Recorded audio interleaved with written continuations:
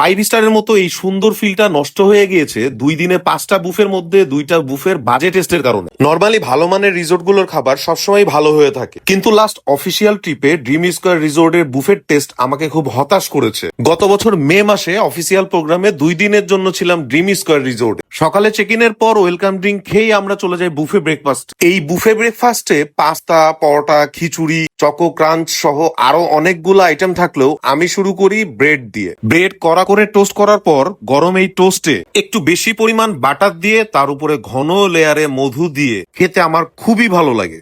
এই হানি butter toast অবশ্যই গরম গরম খেতে হবে। এরপর আমি আবারও সেম স্টাইলে নিয়ে ফেলি পিনাট বাটার। নর্মালি এই বুফে ব্রেকফাস্ট গুলো আমি শুরু করি ইংলিশ স্টাইলে, যেটা আমার খুব ভালো লাগে। এরপর ট্রাই করি সকালে নাস্তার জন্য আমার পছন্দের একটা মেনু খিচুড়ি। খিচুড়ির সাথে ছিল চিকেন, আচার, ডিম ভাজা, সালাদ এবং ভেজিটেবল। খিচুড়ি, চিকেন এবং ভেজিটেবল মোটামুটি লেগেছে, কিন্তু সব থেকে বেশি ভালো লেগেছে ডিম ভাজা। এখন আপনি মনে করতে পারেন ডিম ভাজা ভালো লাগার আবার কি আছে, সব জায়গায় তো প্রায় একই রকম। না, সবসময় একই রকম থাকে না। বুফেতে গেলে সাধারণত আমি লাইভ কিচেন থেকে আমার মতন করে ডিমটা ভেজে নিই। চিজ আর মাশরুম দিয়ে ভাজা ডিম এই স্টাইলে একবার ট্রাই করে দেখতে পারেন। বুফে ব্রেকফাস্ট গুলোতে এক্সট্রা এই অ্যাডভান্টেজ গুলো একবার নিয়ে ট্রাই করে দেখতে পারেন। আমার খাওয়ার স্টাইল দেখে আমার কলিগের মতো অনেকেই অপলক দৃষ্টিতে তাকিয়ে থাকে, তাই অবশ্যই মাশাআল্লাহ বলবেন।